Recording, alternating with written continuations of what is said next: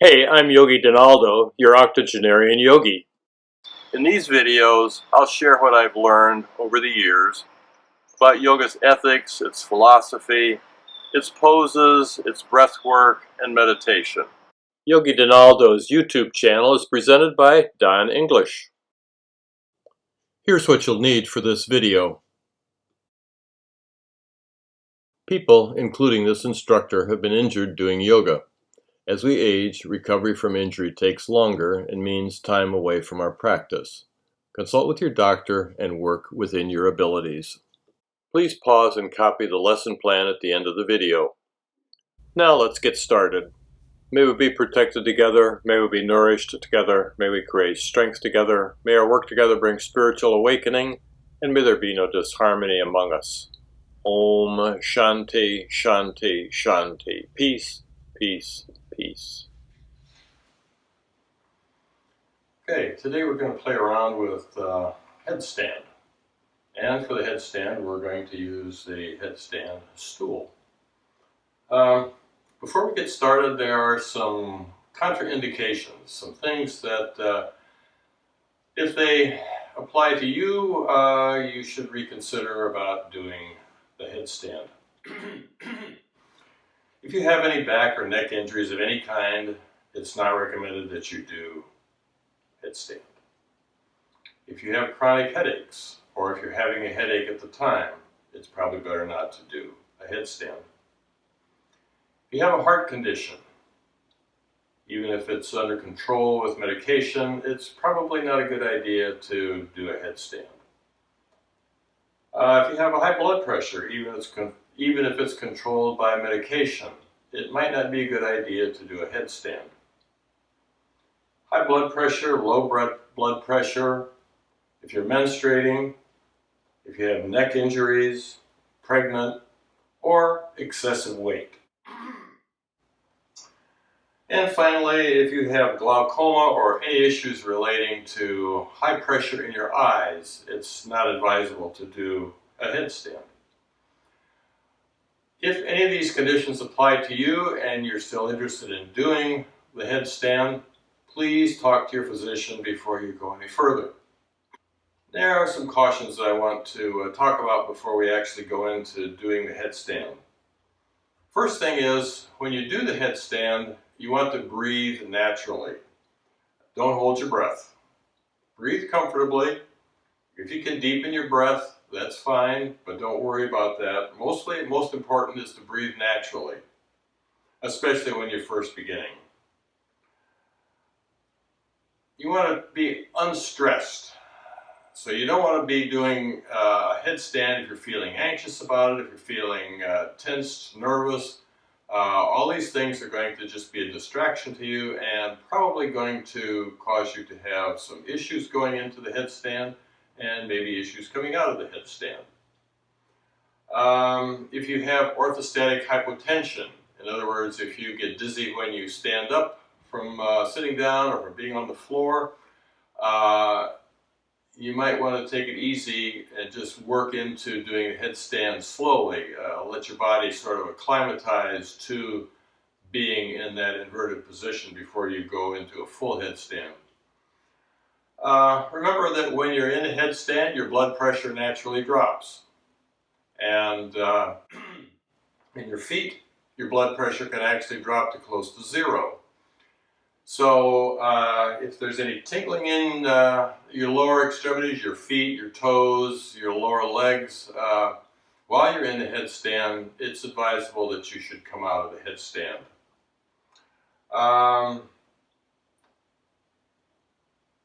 If you get anxious while you're in a headstand, afraid you're going to fall, that's going to probably result in a spike in your blood pressure and you want to come out. After your headstand, it's advisable to spend approximately the amount of time you were in the headstand in a horizontal position to give your body a chance to fully come back to normal. There's some benefits to doing the headstand. Reverses the flow of all bodily fluids, making for a healthier exchange of nutrients and wastes between cells and capillaries. encourages abdominal and diaphragmatic breathing, strengthens the diaphragm, relieves stress, improves focus, improves blood flow to the head and eyes, improves digestion, flushes the adrenal glands, drains fluid buildup in the lower limbs, strengthens core muscles, and stimulates the lymphatic system. What I'm going to do is to divide our headstand into 4 positions, beginning with a prep position, which I'll demonstrate in a moment. The first position, where you have your torso in the vertical position and you have your knees tucked into your body and your heels tucked into your backs of your thighs. This keeps your legs down and helps to keep the blood close to the heart. The next position, position 2, bring your knees forward, still keeping the knees bent, just beginning to extend the thighs, the hips, but still keeping the legs from going into full upright. And this, again, allows the body to become acclimatized, accustomed to being in this inverted position without having all the blood of the body moving down toward the head. Then as you begin to get more accustomed to that, you can begin to open the legs up a bit, still keeping the knees bent, and finally extending the legs all the way up when you're fully acclimatized to the headstand. And each of these positions, you should practice them until you feel proficient in going into each one of them and coming out of each one of them. So, I mean, you may spend several days or even weeks before you're ready to move on to the next step, the next position. So bear that in mind. I'm going to move into it through each one of the positions fairly quickly, just because this is a short video. We're not going to have all day to do it. So I'm just going to go into the positions, show you each one and how to go in and out of each one, and then finally into the fully extended headstand. And when we finish that, I know that there are some people who maybe don't have a headstand, but if you are interested in doing it, you talk to your doctor and the doctor feels it's okay for you to go ahead with it, you can get the headstand and come back to the video and use the video as sort of your guide to using the headstand and coming into it and becoming fully comfortable with it. And finally, for those who would like to do it, but for one reason or another, feel that they shouldn't do it, I'm going to, at the very end, show you another way to get into an inverted pose that probably will work for most everybody. I would call it a semi-inverted pose. It's called legs up the wall, and I'll show you how to get into that and get out of that. And it's really a very comfortable pose, and if you're on your feet all day long, it's really a great pose at the end of the day to just go into and let your body relax, let all the blood drain back out of your legs, and it's a really great restorative pose. I think I've done it once before in one of the classes here. Okay, so the first thing I want to do is to say that if you're doing this on a carpeted floor, you don't need to use a mat. I'm on this hardwood floor. I do want to use the mat underneath the stand to keep the stand from slipping and sliding around. Stability is really important when you're in the headstand. And it's also very important that you plan to do it against a wall until you're fully comfortable and are able to go in and out of all the positions, then begin to work with the headstand away from the wall.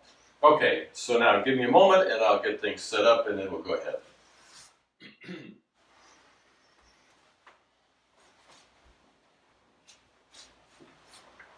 All right, as you can see, we have the headstand ready. We have the yoga mat on the floor with the stand on it.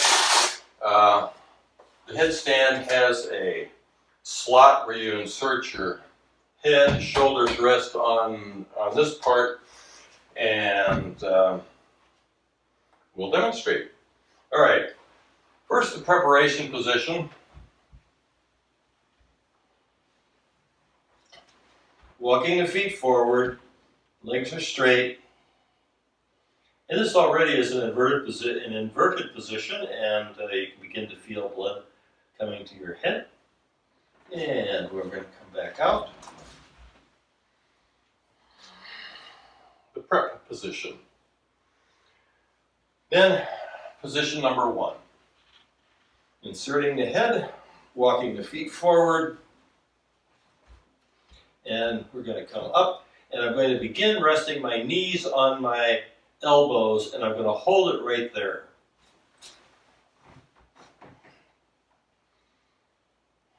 This is position 1. When you're fully comfortable in this position with the knees resting on the elbows, when you feel like you can come into and go out of this position without any problem, then and only then should you go on to the next level, to the next position.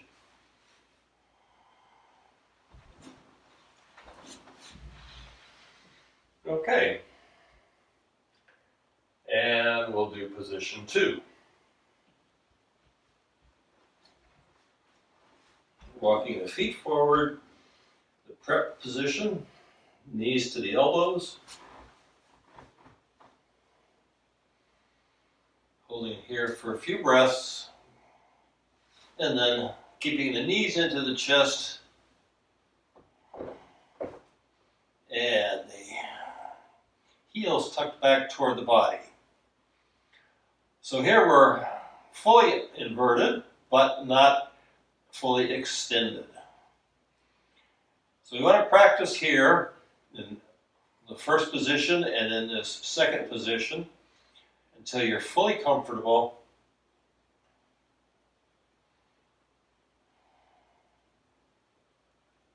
And you can count how many breaths you're in the pose before you come back out. And I'm going to come out next. And coming out, I would bring my knees back to my elbows, rest for a minute, well, for a short period of time. And then slowly allow my feet to come back down to the mat. Resting.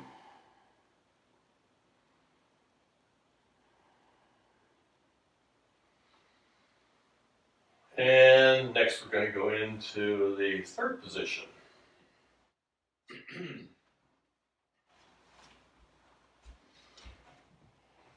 Preparatory.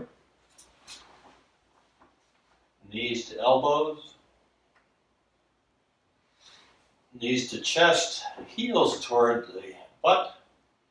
And then begin rotating the knees upward.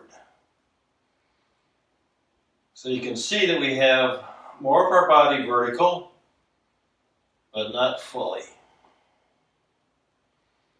And when you're completely comfortable here, you practice going in and out several times. Feel completely comfortable.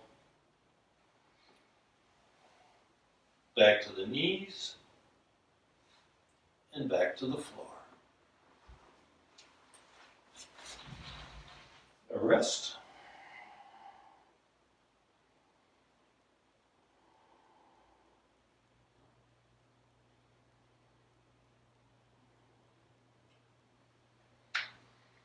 And now we'll move into our next position.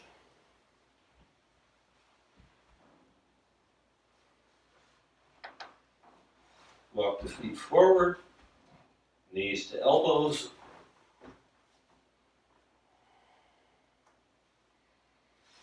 Knees to chest, heels to butt. Rotate the knees up.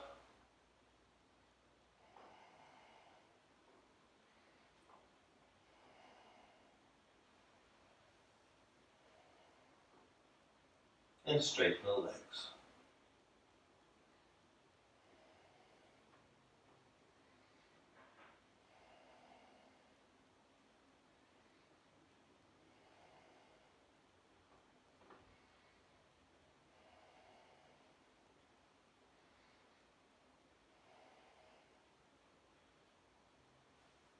Coming out in reverse.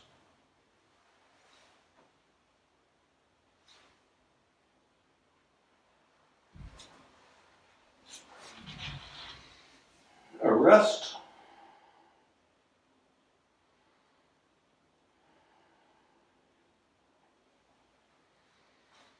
And you've done the headstand. Okay. Next we'll do the legs up the wall. So we'll take a little break for that and be right back. To do this legs up the wall, I have several blankets. Looks like I've got about 5 blankets folded to give me some height, and maybe a little too high. Maybe we'll take one off. Now I'm sitting here next to the folded blankets. I turn so my back's to the side, roll onto my back, and then swivel around and legs up the wall. And there we are.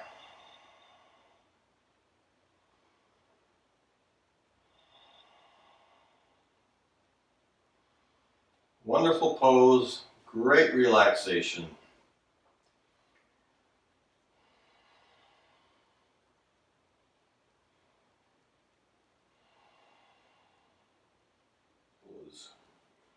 Great at the end of the day after you spend a lot of time on your feet, or if you spend a lot of time sitting, which unfortunately many of us do.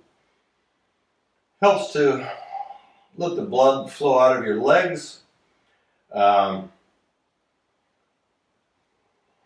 we sit around or stand all day, blood tends to pool at the bottom of our bodies, down in our legs and feet. Legs begin to swell up a bit. So coming into an inversion like this is a great way to reverse the flow of the fluids in your body, and you can just feel it all relax. It's just a great, wonderful feeling.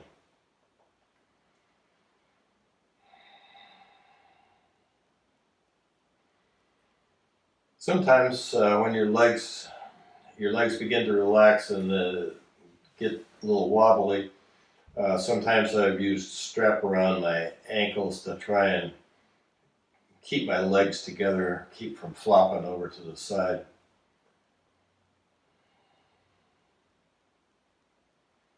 It is wonderful, though, to just fully relax as much as possible.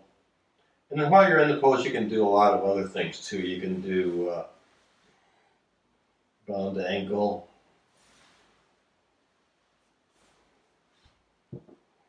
wide angle with the legs wide apart. Unfortunately, I can't let this one leg go too far because of the furniture.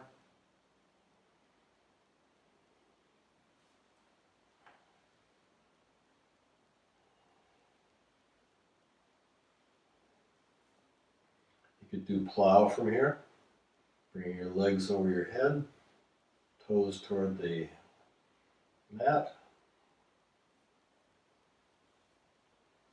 All manner of things you can do, but most especially use the opportunity just to relax.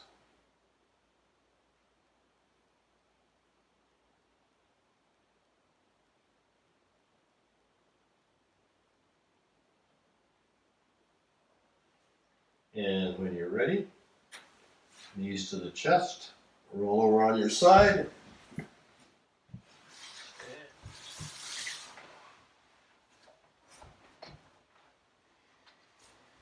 So thank you for watching. That's headstand with a stool and legs up the wall. A fully inverted pose and a semi-inverted pose. So again, thanks for watching. Please share and like and pass this on to your friends. Thanks for watching. May our bodies be strong, relaxed, and healthy. May our minds be calm, clear, and serene. May our hearts be filled with loving kindness, and may we live our lives in harmony with our true inner selves. May we be friendly toward the joyful, compassionate toward the suffering. May we celebrate the good in others and remain impartial to their faults and imperfections. Om Shanti Shanti Shanti. Peace, peace, peace. Pause, take a screenshot, and print for your later use.